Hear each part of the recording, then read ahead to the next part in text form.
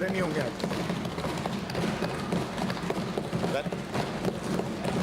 धन्यवाद अध्यक्ष महोदय। आज आपने मुझे एप्रोप्रिएशन बिल पे बोलने का मौका दिया, इसके लिए मैं आपका आभार व्यक्त करता हूं। माननीय अध्यक्ष महोदय, पिछले बजट पे और बजट के बाद डिमांड्स पे चर्चा हुई। प्रदेश के सभी सम्मानीय विधायकों द्वारा अपने विचार जो है डिमांड्स के ऊपर रखे।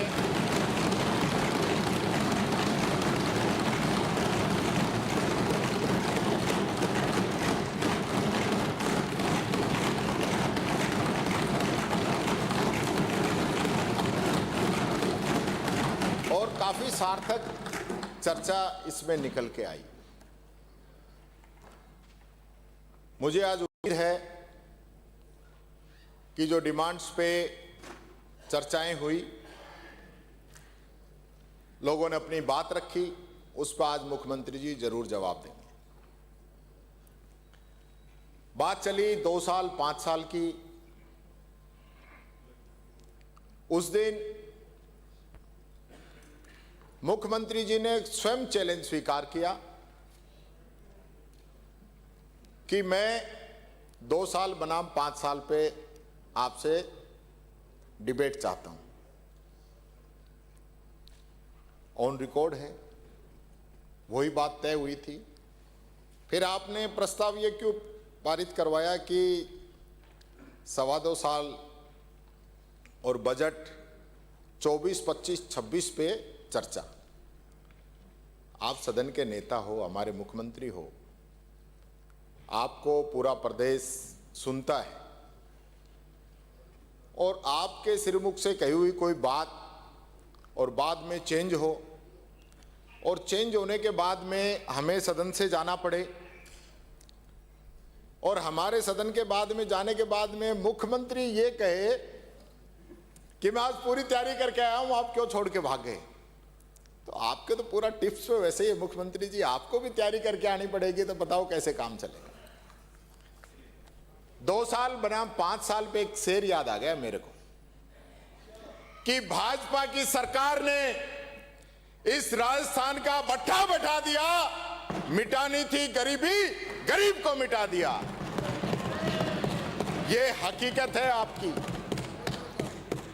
माननीय अध्यक्ष महोदय, सरकार ने पहले ही साल में एक विज्ञापन छपवाया और विज्ञापन का जो शीर्षक था, 1 वर्ष परिणाम उत्कर्ष। आपको पता है, थोड़ी बहुत हिंदी मेरे को भी आती है, कि उत्कर्ष शब्द जो है वो संज्ञा है। जब परिणाम की संज्ञा बताने के लिए, उसकी विशेषता बताने के लिए विशेषण का प्रयोग करना था, तो विशेषण का प्रयोग नहीं किया आपने, उत्कर्ष की जगह उत्कृष्ट आता।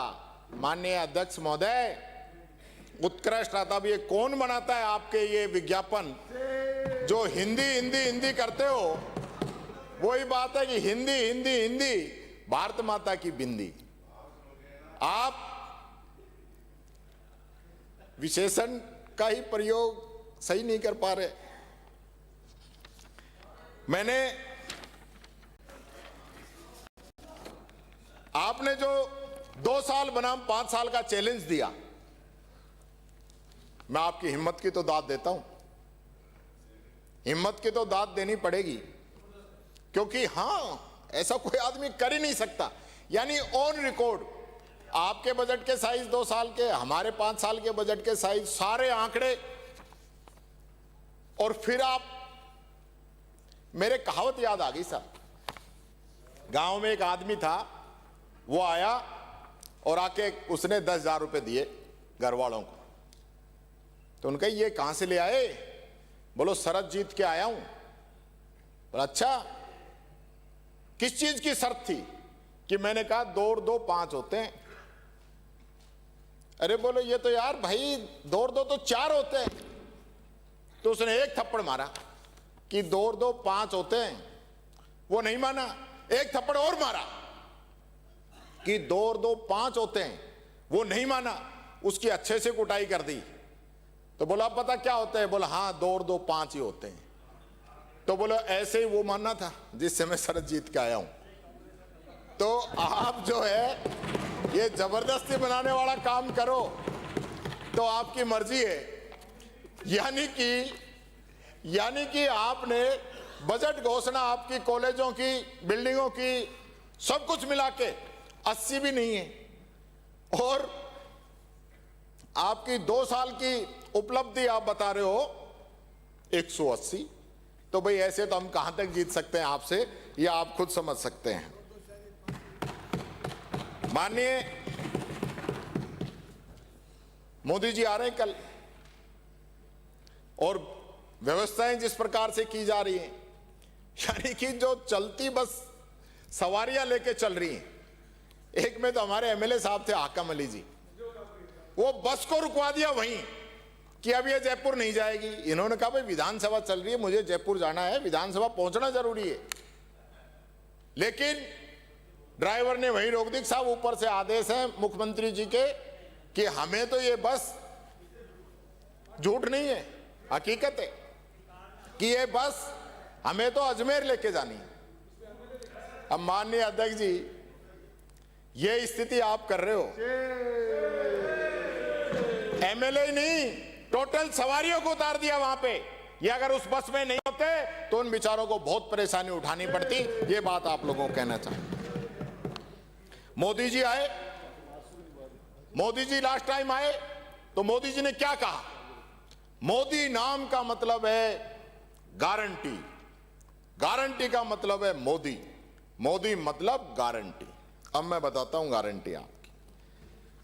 मोदी जी आए चित्तौड़गढ़ की एक रैली के अंदर 2 अक्टूबर 2023, और उन्होंने कहा, क्योंकि आप डरते थे कि कांग्रेस राज के अंदर मुख्यमंत्री जी ने तो कह दिया है एक भी स्कीम बता दो, लेकिन वो स्कीम मैं आपको बताना चाहूंगा। 500 में सिलेंडर, 100 यूनिट घर की फ्री, 2000 यूनिट किसान की फ्री, फ्री राशन, 125 दिन का रोजगार, इंदिरा गांधी शहरी विकास योजना, 1000 रुपए पेंशन, 25 लाख का चिरंजीवी बीमा, 10 लाख का दुर्घटना बीमा, गौशाला का अनुदान बढ़ाया, OPS, English medium Mahatma Gandhi school, right to health, gig worker कानून, minimum income guarantee act, paper leak कानून, उड़ान योजना, इंदिरा रसोई योजना, किसान राहत आयोग, कोविड में जो अनाथ हुए उनके बच्चों को नौकरी, कोटा रिवर फ्रंट, ऐसे ऐसे काम हम लोगों ने किए थे। एक काम गिना दो, एक काम गिना दो जो जनता जानती हो, एक काम गिना दो, और हमारा एक एक काम पूछ लो जनता बताएगी। और इन्हीं स्कीमों की वजह से मोदी जी ने यह घोषणा की कि हमारी सरकार बनने के बाद में कांग्रेस सरकार की जनहित योजनाओं को बंद नहीं किया जाएगा। तो मोदी की गारंटी का तो कर दिया आपने वहीं आज। हालत यह है कि आपने जो मोदी का जो गुब्बारा फोड़ा है, या तो ट्रंप ने ही फोड़ा था या आपने फोड़ा है। मोदी की गारंटी की जो हवा आपने निकाली है ना, वो मैं बताता हूं। राइट टू हेल्थ लागू नहीं किया, गिग वर्कर कानून लागू नहीं किया, राजीव गांधी स्कॉलरशिप जो विदेश के लिए थी आधी संख्या कर दी, इंदिरा रसोई नाम बदल दिया, संख्या आधी कर दी, इंदिरा गांधी स्मार्टफोन योजना बंद कर दी, शहरी रोजगार गारंटी योजना लगभग बंद कर दी, चिरंजीवी बीमा योजना भुगतान नहीं कर रहे हो, आरजीएचएस का भुगतान नहीं कर रहे हो, और 100 यूनिट बिजली जो हम फ्री दे रहे थे एक आदमी नया नहीं जोड़ा है, और पीएम सूर्य घर। बहुत बड़ी बड़ी बातें हो रही है। मंत्री जी बता दो 2.25 साल में कितने लोगों को दिए, बता दो। 2000 क्यों, अब इधर बताओ। 2000 आपने दिए, जो करोड़ों से ऊपर लाभ जिन योजनाओं का हमने दिया, आप 2000 लोगों को लाभ देकर उसमें भी उनसे पहले पैसा भरवा रहे हो, बाद में सब्सिडी दे रहे हो। आपने कहा कि हमने 10 लाख नए लोगों को पेंशन दे दी। अरे हमने दी थी नए लोगों को 58 लाख पेंशन थी, 93 लाख हमने पेंशन को पहुंचाया, और आपके समय में 93 लाख से घट के 91 लाख आ गई, और वो भी समय पे नहीं मिलती। माननीय अध्यक्ष महोदय, ये बात मैं बताना चाहूंगा। इतने मगरूर मत हो, इतने मगरूर मत हो। मैं वक्त हूं, मैंने बादशाहों को दरबान बनते हुए देखा है। माननीय अध्यक्ष जी, जिस बहम में आप जी रहे हो ना, ये बहम निकल जाएगा समय आने पर।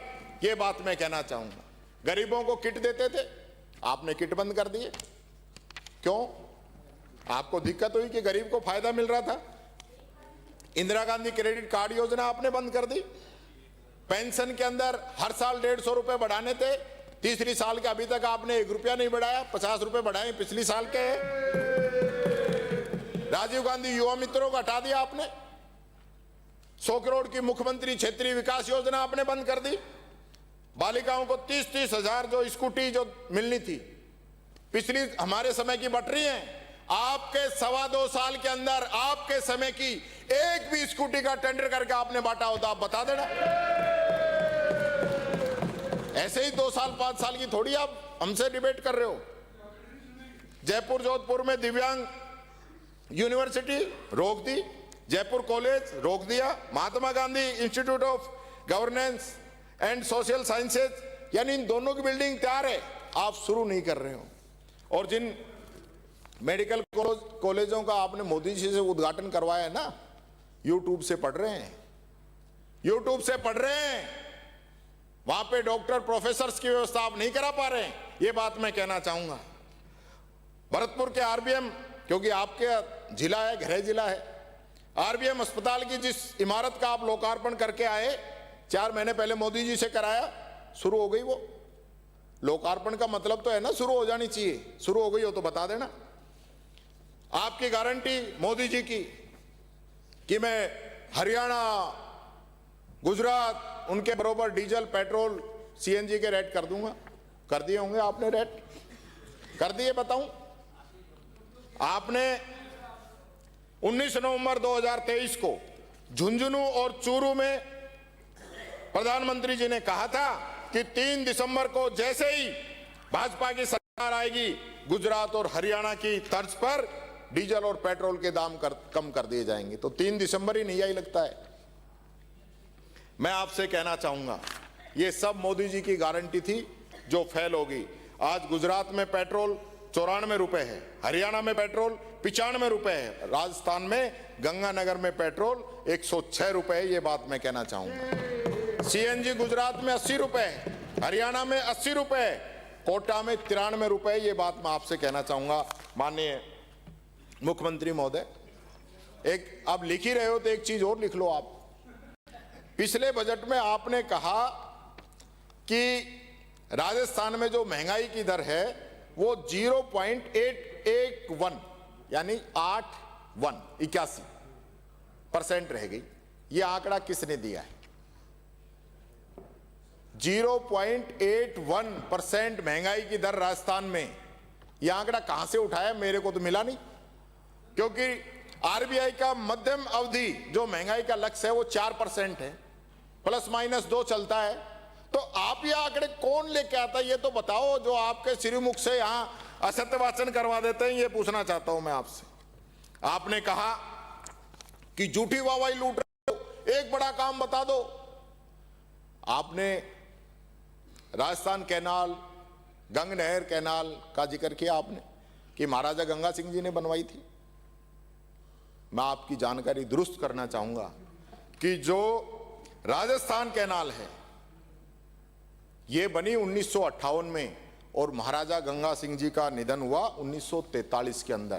तो ये जानकारी दुरुस्त कर लेना जो आपको बढ़ा के देते हैं। यानी जो आपको तो कांग्रेस के खिलाफ होना चाहिए, जैसा भी मिल जाए पढ़ दो, ऐसा नहीं होना चाहिए। आपने कहा कि अर्थव्यवस्था 4थे नंबर पे आ गई भारत की, लेकिन ये नहीं बताया कि प्रति व्यक्ति जो आय है वो 120वीं रैंक है हमारी इंडिया की, ये कौन बताएगा? ये भी तो आपको ही बतानी पड़ेगी ना।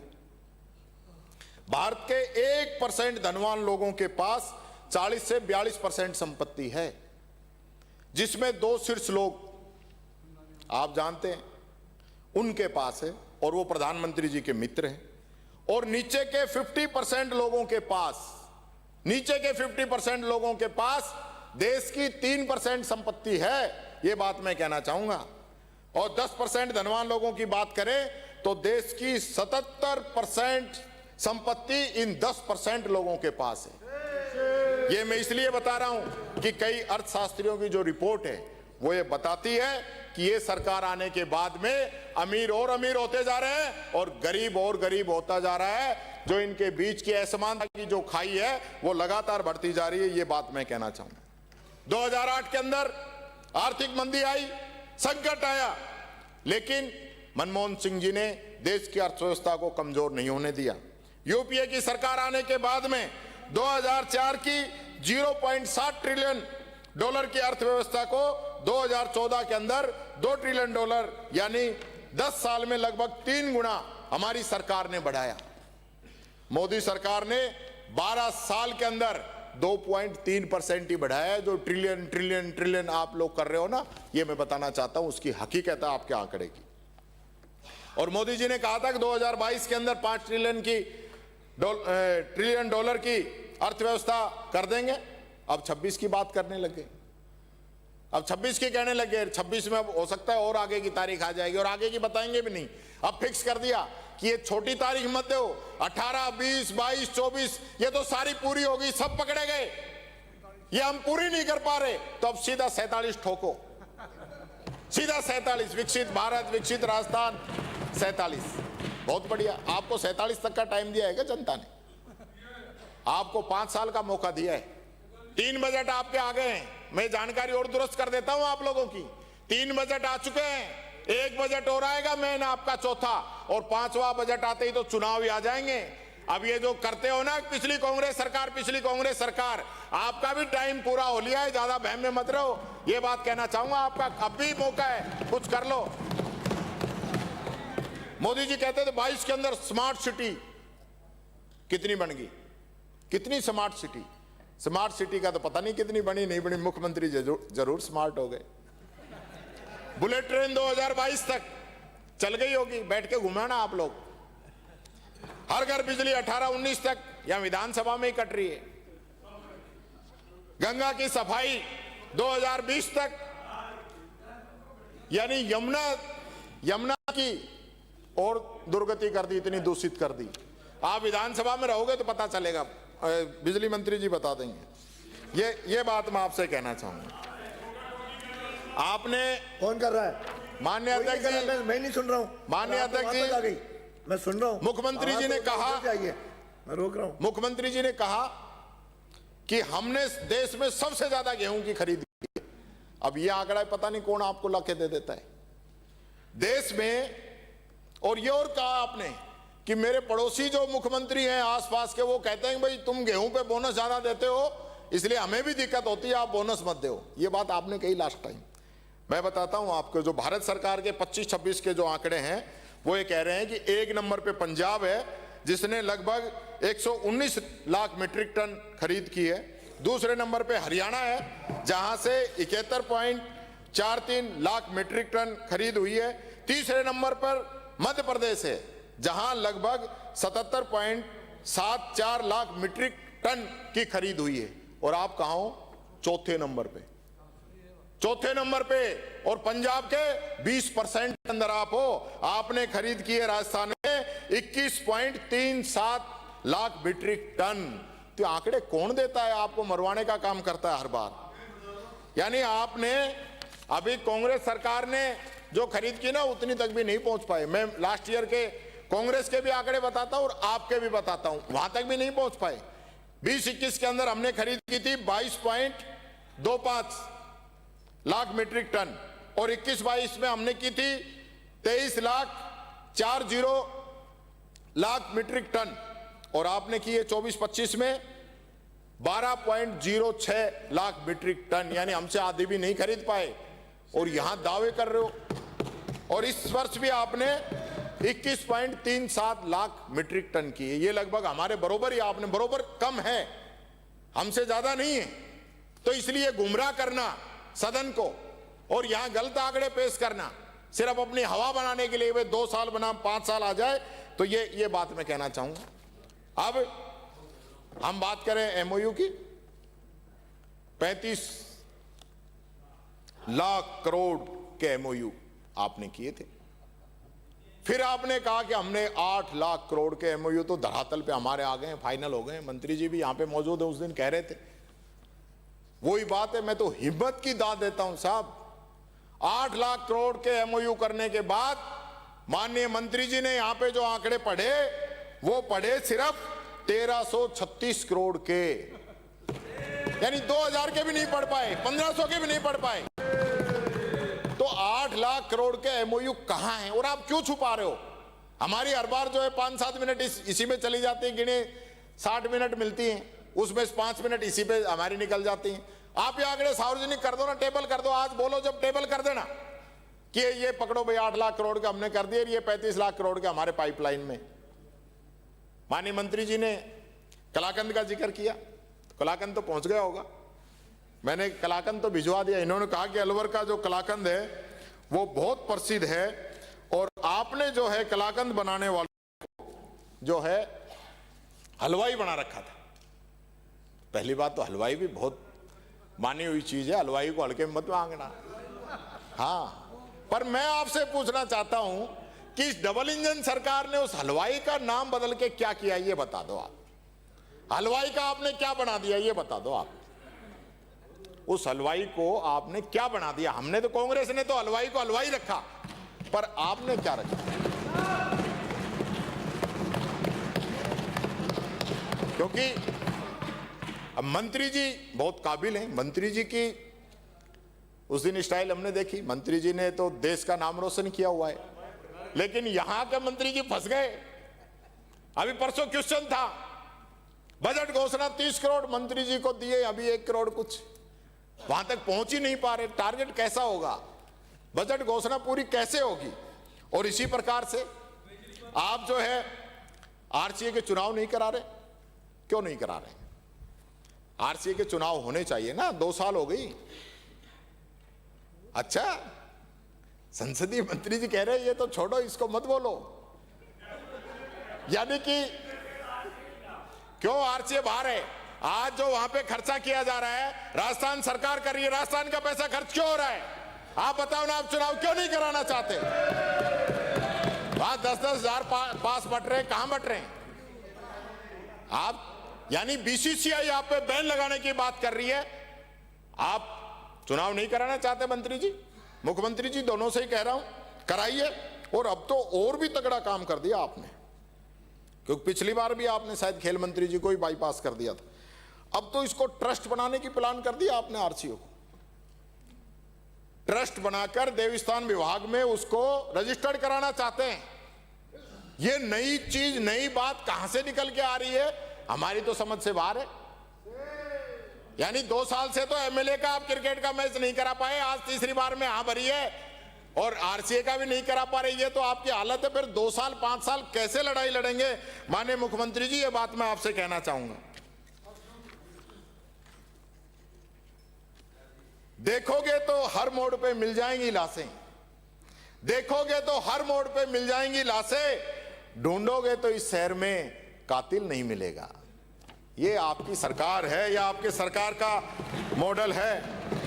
ढूंढोगे तो हर रास्ते, हर गली मोहल्ले में मिल जाएंगे विकास के रास्ते, और आंखें बंद करोगे तो कुछ भी नहीं मिलेगा इस हिंदुस्तान में। क्या बात! मैं एक बात बताना चाहूंगा, यहां एक माननीय सदस्य ने अपनी बात रखी थी, उसी पे ही कह देता हूं कि जो अपने ही सदन के चेहरे को पहचान ना सके, जो अपने सदन के चेहरे को पहचान ना सके, वो आवाम की तकलीफों का मिजाज क्या जाने। विधायक ही रहे गुमनाम उनकी नजरों में, विधायक ही रहे गुमनाम उनकी नजरों में, जनता का हाल कौन जाने। तो सदन में अच्छा शायर हो बनते जा रहे हैं। ये एक शायर का उत्तर सुनेंगे, शायरी हो तो ही साहब मेरी बात सुनो, ये ऐसा शायर सुनाते हैं वो कहीं नहीं होता, कोई किताब में नहीं है, कोई रिकॉर्ड में नहीं है, नहीं कहीं जुड़ता है, न आगे से नहीं कहीं पीछे से, नहीं कहीं चौपाई। विधानसभा में मिल जाएंगे कई शेरे, ढूंढोगे तो विधानसभा में मिल जाएंगे कई शेरे, आंख मूंद के चलोगे तो एक्सीडेंट में मिल जाएंगे कई शेरे, राजस्थान को देखोगे तो आप और हमारे जैसे मिल जाएंगे कई शेरे। क्या बात है, जमा नहीं, थोड़ा सा अड़का रह गया मामला। राम का नाम लबों पे था।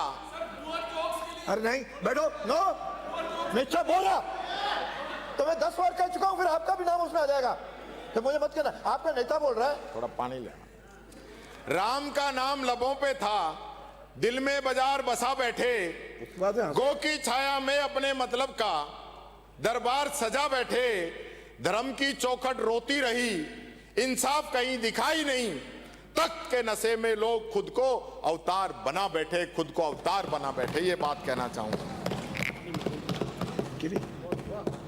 आपने साक्षी स्कीम का, शासकीय जो अपनी स्कीम थी उसका जिक्र किया वित्त मंत्री जी ने। आपने कहा कि हम आपसे ज्यादा जो है कर्ज लेके आए हैं। भारत सरकार जो है एक शासकीय स्कीम के तहत बिना ब्याज के कर्ज देती है जो 50 साल में वापस लौटाना होता है। इस स्कीम की जो शुरुआत हुई वो 2020 में ही हुई थी, और जब ये स्कीम शुरू हुई तो टोटल पूरे देश का ही जो लक्ष्य था वो 15,000 था। दूसरे साल जो लक्ष्य था वो भी इसका लगभग 15,000 के आसपास ही था, लेकिन आपके समय में ये साइज जो है बढ़कर इसका 1,50,000 करोड़ रुपए हो गया। आप अब तो डबल इंजन की सरकार है ना, मुख्यमंत्री जी कह रहे थे मैं पैसे बहुत लेके आता हूं, दिल्ली जाता हूं, जब ये आप पैसे लेके आए मैं बताता हूं आपको। इन इतने 15,000 ही फंड होने के बावजूद 2021 में राजस्थान नंबर 1 था, सबसे ज्यादा फंड लेके आया था उस स्कीम के अंदर। 21-22 में दूसरे नंबर पे था, 23-24 और 22-23 में चौथे का स्थान पे था, और अब आप बताओ कौन से नंबर पे हो। इन 2 साल में आप जो है 19,000 करोड़ रुपए लेके आ पाए हो। हम लेके आए 20% और आप लेके आए 6%। ये बात मैं बताना चाहूंगा। अब तो डबल इंजन की सरकार है, ये उसी को मिलता है जहां प्रोग्रेस दिखाई देती है। आप लोगों को कोई नजर नहीं आ रहा, आपको सिर्फ डबल इंजन पुकारना है। आप 2 साल में 19,000 करोड़ लेके आए हो और हम जो है 15,800 कुछ करोड़ लेके आए थे, और आपका नंबर अब चौथा है जो हम पहले दूसरे पे रहते थे। इसी प्रकार से मेरे को एक बड़ा दुख हुआ, 24 तारीख के अखबार में जब ये छपा कि हाई कोर्ट के माननीय न्यायाधीश ने भी ये कहा है कि मुझे इस बजट से बड़ी निराशा हुई है। अब ज्यादा चीज तो मैं कोर्ट करना नहीं चाहता, फिर आप कहोगे मामला कोर्ट का है। कानून मंत्री जी कुछ ध्यान दो, कुछ ध्यान दो। ऐसी खबरें कहां से छप गई इतनी मॉनिटरिंग करने के बाद भी कि अखबार तक ये बात पहुंच गई। पूरा ध्यान रखा जा रहा है कि छपना नहीं चाहिए, ये बात मैं कहना चाहूंगा। दूसरा, अब की बार जो है आप लोगों ने पूरा जो है सारे सदस्यों को ऐसा लगता है ट्रेनिंग दी है कि सब लोग एक ही बात बोलेंगे। एक तो हमारे नेताओं के डिफरेंस की पुरानी बातों की आप बोलो, ये सब आपने तय कर रखा था, हर सदस्य यही बोल रहा था। और 2 साल बनाम 5 साल की बात बोलो, अभी बोले कहां से, वो तो हवा निकल जाती है। एक वो कहावत है ना सब कि राजा बोला रात है, रानी बोली रात है, मंत्री बोला रात है, संतरी बोला रात है। ये सुबह सुबह की बात है, यानी सब लोगों को ये कह दिया कि जो मैं अब की बार जो है बहुत जो है, मेरे को तो ये भी लगता है कि सारे सदस्यों को छपा के सामग्री भी दी गई है कि इस पे आपको बोलना है, क्योंकि परफॉर्मेंस बहुत हल्की नजर आ रही है, जनता जो है आपको बड़ा नेगेटिव ले रही है। लेकिन इतना करने के बाद में मुख्यमंत्री जी, आपके प्रयासों में कोई कमी नहीं है, पर इधर क्या करें, इधर क्या करें? मोर नाचता है पर पैरों की तरफ देख के रोता है, ये हालत हो रही है। इसी प्रकार से आपने 2 साल 5 साल की बात करी थी, मैंने आंकड़े देखे तो तारबंदी, फार्म पॉन्ड, आयुष मिशन, मुख्यमंत्री किसान सम्मान निधि योजना, इनमें हो सकता है आप लोगों ने ज्यादा दिया होगा हमसे।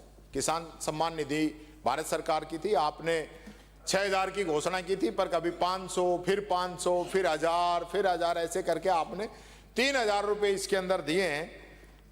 और स्कूटी वितरण जो आप कह रहे हो आपने ज्यादा किया है, वो भी हमारे समय की थी, टेंडर वेंडर खरीद सब हमारे समय की थी। ये कुछ आप कह सकते हो। बाकी और भी तो इतना बड़ा बजट है और इतना बड़ा प्रदेश है, उसमें क्या किया है वो बताओ आप। यानी 5 साल के कामों की 2 साल से तुलना, वो तो ठीक है, लेकिन हमारे आखिरी के 6 महीनों की समीक्षा 2.25 साल में नहीं कर पाए हो। 2.25 साल में उन 6 माह के कामों की समीक्षा नहीं कर पाए हो आप। बात करते हो बड़ी बड़ी, ऐसे बात करने से काम नहीं चलेगा। और अब की बार तो वो एक फिल्म आई थी नायक, अनिल कपूर के पास फोन आता है और अनिल कपूर तुरंत जो है सारे जो है जनता की सुनता है और उस पर कार्रवाई करता है। और वो लगता है कि वो 8 करोड़ वालों को जिनको टेंडर दिया उन्होंने कहा होगा कि साहब आप तो ऐसे करो। तो मैं देख रहा था आप जो है कॉल सेंटर पे बार बार जा रहे थे, अच्छी बात है, आपको संभालना चाहिए, पर आपकी स्थिति ये होगी कि आपने 20 सीनियर IAS ऑफिसर को उस पर लगा दिया कि आप ये फोन सुनते रहो, इनको टेलीफोन ऑपरेटर बना दिया, इतने बड़े बड़े लोगों को। ये एक एक आदमी 10-10 हजार लोगों के फोन सुन सकता है, उसको आपने 10 कॉल की जिम्मेदारी दे दी। कमाल है। कौन आपको ये सलाह देता है? मेरी समझ से बाहर है, मेरी समझ से बाहर है। ऐसा तो कोई भी जो है आदमी ऐसा नहीं कर पाएगा, ये बात मैं कहना चाहूंगा। आपने एक और नया काम कर दिया कि जो राजस्थान दिवस है ये 30 मार्च को नहीं मनाया जाएगा, ये मनाया जाएगा चैत्र शुक्ल प्रतिपदा को। सही, भगत सिंह तो पैदा हो लेकिन दूसरे के घर में हो। माननीय मुख्यमंत्री जी, आपका जन्म 15 दिसंबर 1967 को हुआ था। उस दिन मार्क्सिस्ट की शुक्ल चतुर्दशी थी, तो ये आती है 4 दिसंबर को। अब की बार 4 दिसंबर, तो आपने कौन सी तारीख को मनाए थे बता दो। आप बता दो। जब आपने बधाई दी, आपने मनाया 15 को, मैंने बधाई दी साहब, मेरा फोन ही नहीं उठाया, क्या करूं मैं।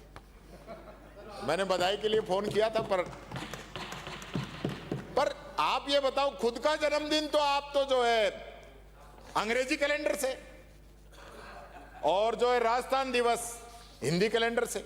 हमें इस पे भी कोई एतराज नहीं है, पर सारा डिपार्टमेंट, सारे पेपर, सारे डॉक्यूमेंट्स हर साल सब चेंज करने पड़ते हैं। या तो एक पूरा सिस्टम मोदी जी से कह के करवा दो जो पूरे देश में लागू हो जाए, क्यों रोज रोज का झंझट रखो। और आपके कितने MLA हैं जो हिंदी कैलेंडर से अपना जन्मदिन मनाते हैं? तो राजस्थान का जन्मदिन ही क्यों मने भाई? हर बार लोगों को दिक्कत आएगी, स्टेशनरी में दिक्कत आएगी, याद रखने में दिक्कत आएगी। एक टारगेट और दिया था अब की बार आपने। यहां आपने उस दिन कहा कि नेता प्रतिपक्ष महोदय बार बार खड़े होते हैं, यह आसन की व्यवस्था है। आसन ने व्यवस्था दी है कि नेता प्रतिपक्ष खड़ा हो सकता है, क्योंकि क्वेश्चन आवर में एक ही आदमी को पूछने की जिम्मेदारी है, बाकी तो कोई पूछ नहीं सकता। अब मैं भी पूछता हूं तो वो भी, उसमें भी दिक्कत है। ये सच्चाई जो है राजस्थान की जनता जानती है कि जब पूछने की जिम्मेदारी मेरे ऊपर है तो मैं भी नहीं पूछूं तो फिर पूछेगा कौन? और बाकी को बता भी कहां रहे हो आप लोग? जब हमको ही नहीं बता रहे, इस सदन में ही नहीं बता रहे, तो दूसरे को तो कैसे बताओगे? तो ये आपको किसी ने गलत फीड किया मुख्यमंत्री जी, कि नेता प्रतिपक्ष बार बार खड़े हो जाते हो, और आपने एक बात और कही, ऐसे खड़े होते जैसे स्प्रिंग लगी हो। ये स्प्रिंग कई बार खिंचती है ना, और इसमें खाल आ जाए तो चुटकी बहुत जोर की भरती है, चुटकी बहुत जोर की भरती है। यानी सीएम साहब ये कहे कि नेता प्रतिपक्ष बार बार खड़े होते हैं, फिर डिप्टी सीएम भी कहते नेता प्रतिपक्ष बार बार खड़े होते हैं, फिर मंत्री भी कहते ये नेता प्रतिपक्ष बार बार खड़े होते हैं, और आपके एमएलए तो दिन भर कहते ही रहते हैं। मैं बैठा बैठा सोच रहा था, कई बार मैंने अध्यक्ष जी से भी कहा और आज फिर कह रहा हूं, इस सदन के माध्यम से कह रहा हूं कि क्वेश्चन आवर में जो पूछने की व्यवस्था है इसको पुरानी पे ही कर दो। मेरे को बहुत ज्यादा पूछने का शौक नहीं है, इन लोगों को भी पूछने दो, आपको पता चल जाएगा, आपके मंत्रियों की परफॉर्मेंस का भी पता चल जाएगा। अब तो हो सकता है टीकाराम जूली थोड़ा बहुत बख्श भी देता होगा, पर जब एक एक पूछेगा ना तो इन सबको पता चल जाएगा। तो आज आप एक प्रस्ताव रखवा देना कि इसको ओपन कर दो क्वेश्चन आवर पे। मैं हाँ व्यवस्था, तो व्यवस्था पे सवाल कौन उठा रहे हैं? आप लोग व्यवस्था पे सवाल उठा रहे हो, तो उठा रहे हो तो बदल दो ना। मैं कोई ऐतराज कर रहा हूं क्या? आप तो बदल दो, व्यवस्था आपके हाथ में है। आपके जब 2 साल 5 साल का आप प्रतिवेदन बदल सकते हो, तो ये व्यवस्था तो 1 मिनट की है।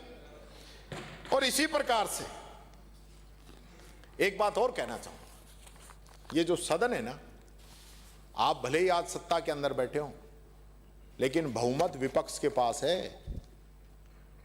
बहुमत विपक्ष के पास है। आपको 42% वोट मिले, 58% वोट हम लोगों को मिले हैं विपक्ष वालों को, आपके खिलाफ पड़े, चाहे वो चुन के नहीं आ पाए हो, चाहे चुन के नहीं आ पाए हो। लेकिन राजस्थान का और हाल जो है, 58% वोट आपके खिलाफ पड़ा है। आप लिख लो, मेरे आंकड़े में कमी नहीं निकल सकती है, और बता रहा। और इसी प्रकार से मैं कई बार जब आप कहते हैं तो मैं सोचता भी हूं, फिर मैं देखता हूं कि यार मैं उस समाज से आता हूं जब बाबा साहब अंबेडकर ने भी बहुत कुछ झेला था, ज्योतिराव फुले, माता सावित्रीबाई फुले ने भी बहुत कुछ झेला था जब उन्होंने एजुकेशन की शुरुआत की थी। तो मेरे तो उनके मुकाबले 1% भी नहीं झेलना पड़ रहा।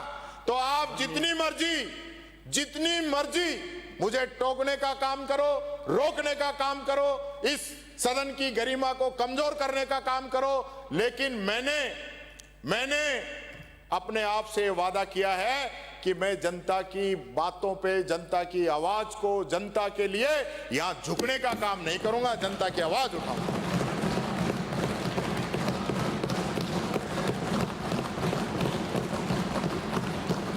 आपने 2 साल बनाम 5 साल की बात करी, कितने विधायी कार्य किए आपने, कितने बिल लेके आए हो, कितने विधेयक आए, इस पे भी तय करोगे? हाँ खूब आए, मैं बता रहा हूं। हमारे माननीय अध्यक्ष महोदय 5 साल में 109 अधिनियम कानून बने, 135 बिल विधेयक हम लेके आए, और आपके 2 साल के अंदर 24 अधिनियम कानून बने हैं और 31 बिल विधेयक आप जो है लेके आए हो। तो हो गया आपका, हो गया 2 साल बनाम 5 साल। और आप कह रहे थे ना मुख्यमंत्री जी, किस स्कीम में इतने नंबर, इस पे पहले पे, इस पे दूसरे पे, इस पे तीसरे पे, पूरे देश के अंदर। यानी कि आपकी हालत तो ये है, आपके कलेक्टर फर्जी फोटो लगाकर पुरस्कार उठा रहे हैं, फर्जी फोटो लगाकर कलेक्टर। ये शासन है, सुशासन है, प्रशासन है, कमाल है भाई।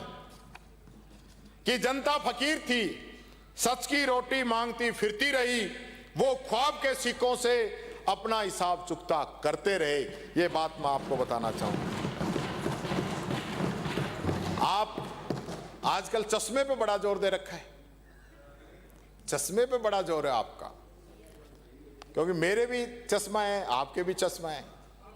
अब हो सकता है आपके तारक मेहता का उल्टा चश्मा लग रहा हो सकता है, क्योंकि जब मैं मेरे इस चश्मे से देखता हूं तो मेरे को पूरे राजस्थान के वो मंजर नजर आते हैं जहां भिवाड़ी के अंदर लोग पटाखा फैक्ट्री अवैध रूप से बारूद बना रहे, तो उसके अंदर जल के मर जाते हैं। वो शायद आपके चश्मे से नहीं दिखे होंगे आपको। वो 9 लोग दलित नाबालिग बिहार के 3-3 लाख रुपए देके कितने दिन के अंदर तो उनका डीएनए टेस्ट हुआ है और आपने उनको फ्री कर दिया। किन लोगों की वजह से उनकी जान गई, किस पे कार्रवाई हुई, कौन पुलिस के अधिकारी थे जिनकी मिली भगत पे वो फैक्ट्री चल रही थी, और आपके अधिकारी और कर्मचारी जो जनप्रतिनिधि वहां बात करने जाते हैं उनसे क्या व्यवहार कर रहे हैं। अगर एक सुशासन देने वाला मुख्यमंत्री देखे तो आज तक उन लोगों को सस्पेंड कर चुका होता। क्या उन 9 लोगों की कीमत, क्या है उनकी जान की कीमत, उनका जवाब कौन देगा? कौन देगा? वो अपना पेट या हाईवे के ऊपर 13 लोगों को डंपर ने कुचल दिया, क्या मुआवजा दिया आपने उनको? कोई इस चश्मे से दिखाई नहीं देगा। एसएमएस के अंदर जो लोग अपनी जान बचाने के लिए आए थे उनको वहां जलना पड़ा, वो अपनी जान नहीं बचा पाए, एक महीने तक उनको मुआवजे के लिए बैठे रहना पड़ा। ये चश्मा उतार के देखो मुख्यमंत्री जी, जैसलमेर के अंदर 30 लोग बस के अंदर जिंदा जल गए। आपके विभाग की किन अधिकारियों की लापरवाही थी? कितने 30 लोगों की जिंदगी की क्या कीमत मानते हो आप? कितने लोगों पे एक्शन होना चाहिए था? पूरा सिस्टम चेंज हो जाना चाहिए था। लेकिन आप उनको मुआवजा तक जब दिया, जब मैं और पूर्व मुख्यमंत्री जी जोधपुर हॉस्पिटल में चले गए और हमने बात की उसके बाद, और उसमें भी आपने एक बहुत बड़ी जो है कमी रखी कि आपने उसको फिक्स कर दिया कि एक परिवार में 3 से ज्यादा अगर लोगों की मौत हुई है तो उसको 5 लाख 15 लाख से ज्यादा नहीं मिलेंगे। उसमें एक दलित परिवार, 5 लोग उस परिवार के मरे तो सबको मुआवजा मिलना चाहिए था कि नहीं मिलना चाहिए था? उसमें भी आप राइटर लगा दिए। शायद 75 साल के इतिहास में लाशों पे इस प्रकार से राजनीति नहीं की गई। वो आपको इस चश्मे से नहीं दिखेगा, वो आपको इस चश्मे से नहीं दिखेगा, दिख भी नहीं सकता। आपको वो दलित, वो पीड़ित, वो कमजोर लोग, वो युवा जो नौकरी की तलाश में दर दर भटक रहा है, वो बेरोजगार भत्ते के लिए जो लोग रोजाना भटक रहे हैं, वो भी आपको नहीं दिख रहे होंगे।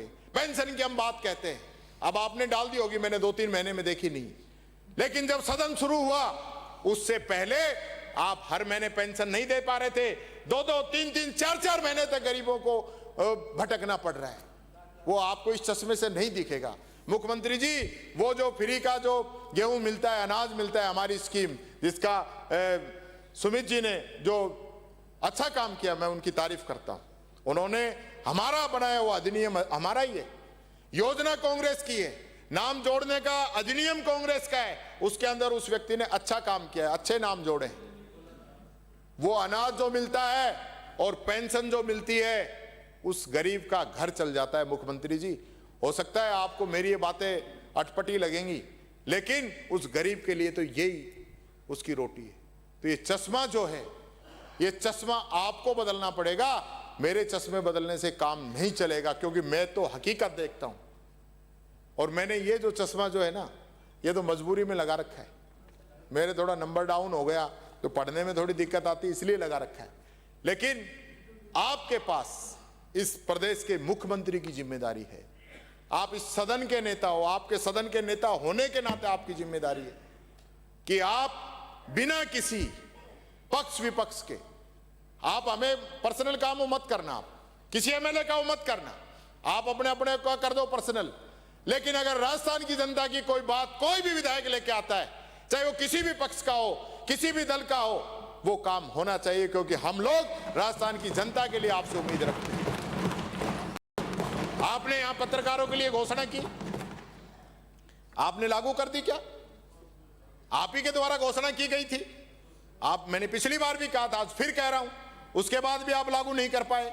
और एक बात और कह रहा हूं, ये पिछले बार आपने जो एप्रोप्रिएशन बिल पे जो घोषणाएं की थी ना, जरा वो भी मंगवा लेना और टेबल कर देना कि जो घोषणाएं आपने की उनकी क्या स्थिति है। आप ही के अधिकारी आपके घोषणाओं की जान निकालने में तुले हुए हैं, और जो आप घोषणाएं करते हैं वो सारी पूरी नहीं होती। यानी हम सिर्फ घोषणा करने के लिए, मैच बजाने के लिए, वाहवाही लेने के लिए ही आते हैं, ये नहीं होना चाहिए। और मैं तो कहूंगा मुख्यमंत्री जी, आप बैठिए। आप कई बार कहते हो मैं विधानसभा में बैठता हूं, पर आप चैम्बर में बैठते हैं। आप यहां बैठिए। आप यहां बैठोगे तो पूरे प्रदेश का एक एक एमएलए अपने अपने इलाके की अलग अलग रूप से समस्याएं बताएगा। आपको पूरी चीजों की जो है जानकारी होगी। वैसे तो आपको पूरी जानकारी, मैं आपके जानकारी पे कोई उंगली नहीं उठा रहा, लेकिन अगर आप यहां बैठेंगे तो उस हकीकत से आप वाकिफ होंगे। ये बात मैं कहना चाहूंगा। मैंने 4 लाइनें इस चश्मे पे बनाई हैं। हाँ,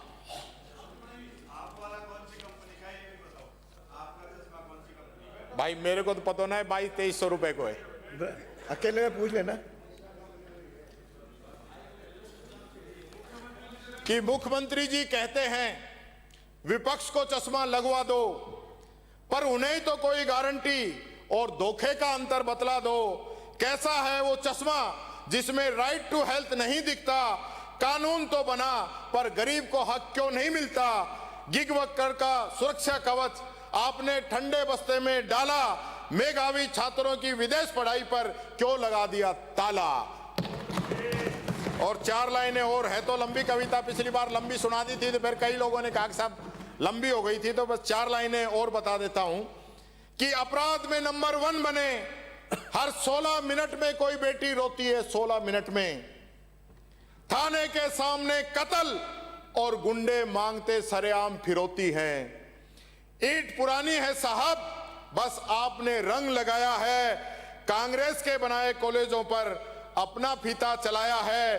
काम से ज्यादा क्रेडिट का उत्पादन जहां पर होने लगे, समझो मुख्यमंत्री आवास कि समझो अब मुख्यमंत्री आवास श्रेयगढ़ होने लगे, श्रेयगढ़ होने लगे। इसी के साथ माननीय मुख्यमंत्री जी, मैंने आपसे इसलिए कहा है कि कल आप मोदी जी से 19 कॉलेजों का उद्घाटन करवाओगे। उन 19 कॉलेज में 18 कॉलेज कांग्रेस के समय के शुरू हुए और लगभग काम पूरा था, वो आपने रोक के अब पूरा किया, ये बात कहना चाहूंगा। इसी प्रकार से अलवर की एक घटना का आपने जिक्र किया, चश्मे से ही मेरे को ध्यान आई। आपने कहा कि वो चश्मा कहां है जो अलवर की घटना नहीं दिखती। अलवर की घटना जो थी, हमारे समय में हमने सीबीआई को केस भेजा था, वहां तो आपकी सरकार थी, लेकिन आपने उसको एक्सेप्ट नहीं होने दिया। अब मैं फिर कह रहा हूं, क्योंकि इसमें मेरे एक भाई की बात भी खराब हो रही है। अलवर से आने वाले माननीय सदस्य ने वहां घोषणा की थी कि हमारी बीजेपी की सरकार आएगी और मैं इसकी सीबीआई जांच करवाऊंगा और दूध का दूध पानी का पानी करूंगा। तो मैं उनकी बात में बात मिलाते हुए कहना चाहूंगा, इस पूरे प्रकरण की सीबीआई जांच कराई जाए, कराई जाए, कराई जाए। ये बात मैं आपसे कहना चाहूंगा। उस वक्त आपका शासन था। एक मिनट, अलवर से नहीं विधायक था उस वक्त भी। अरे इन्होंने एक मिनट, ये कह रहे बोलने दो, आपके नेता कह रहे हैं। नगर परिषद में आपका बोर्ड था और माननीय मुख्यमंत्री जी द्वारा सीबीआई की घोषणा के बाद नगर परिषद ने फायर ब्रिगेड भेज करके उन सबूतों को मिटाया गया, धोया गया। तो सीबीआई किस बिहाफ पे जांच करी जाए? आपने सबूत ही मिटा दिए आपके सारे। ऐसा है राजू, अब हो गया। देखिए, हाईवे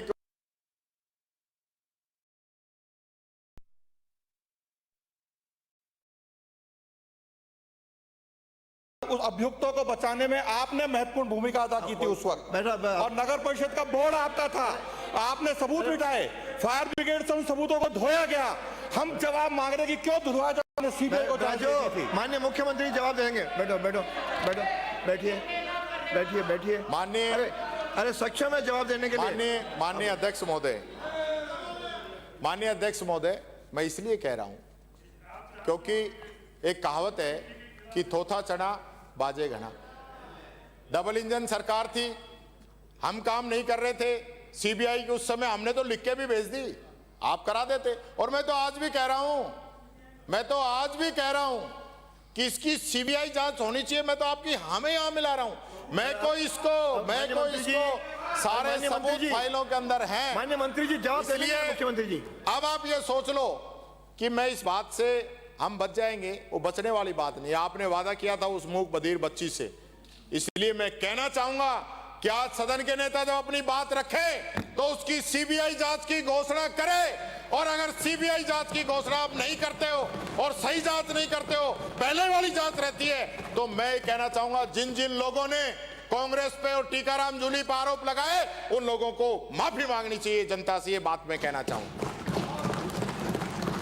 आपने देवास योजना की पिछले बजट में कही कि हमने देवास योजना का इतना बड़ा फंड कर दिया।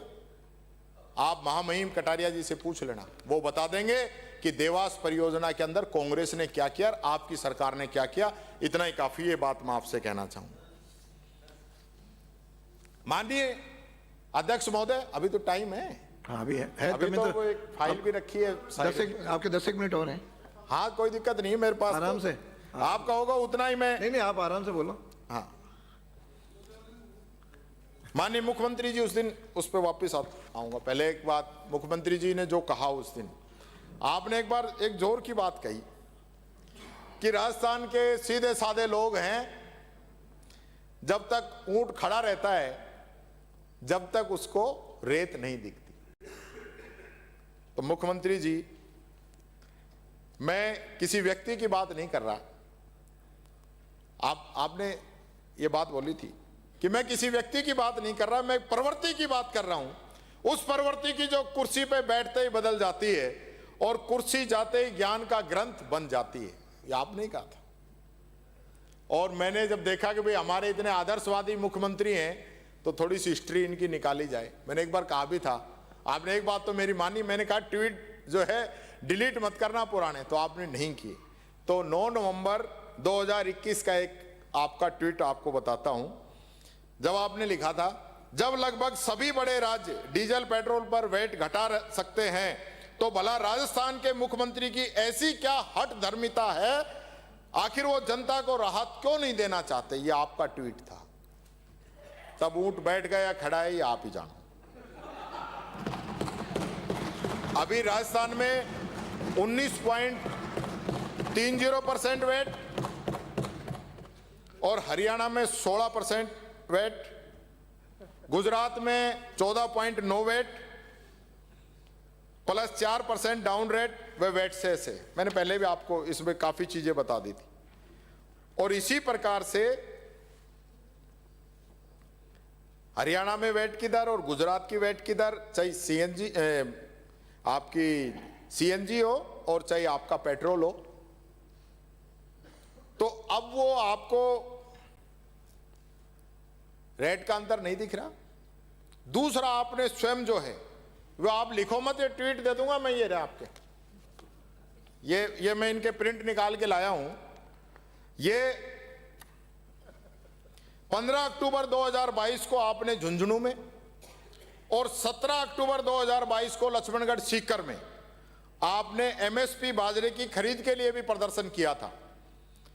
और उसके बाद फोटो भी आपने ट्वीट की थी। अब आपने एमएसपी पे खरीद कर ली कि नहीं कर ली? अब बता दो आप, 2 साल हो गई उन बातों को, तब वो ऊंट कौन सा है, वो खड़ा है या बैठ गया है, वो रेत दिख रही है कि नहीं दिख रही, ये बात मैं आपसे कहना चाहता हूं।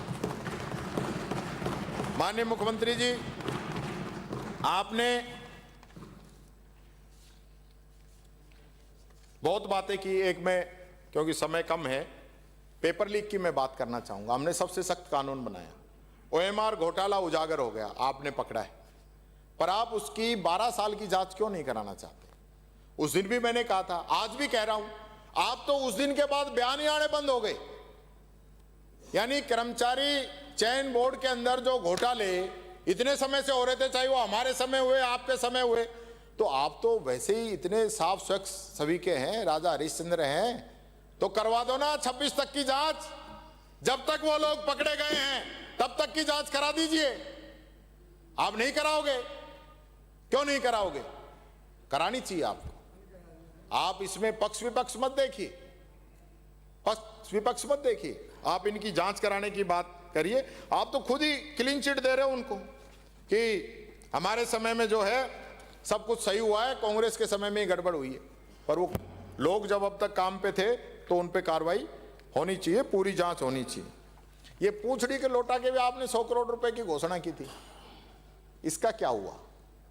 इसका भी बताएं साहब, हमें तो जवाब चाहिए। आपने कृष्ण गमन पथ, इसकी भी घोषणा किया आपने, मध्य प्रदेश से लेकर और अपने राजस्थान और उत्तर प्रदेश, पता नहीं कहां कहां। तो वो पथ का क्या रहा, उसकी भी आप बता दें। आपने 24-25 में डिस्ट्रिक्ट म्युनिसिपल कमिश्नर के पद की प्रावधान किए थे, इसमें तो 1 रुपये ही नहीं लगना था, सिर्फ एक लेटर निकलना था। पूरी साल में आप लेटर नहीं निकाल पाए।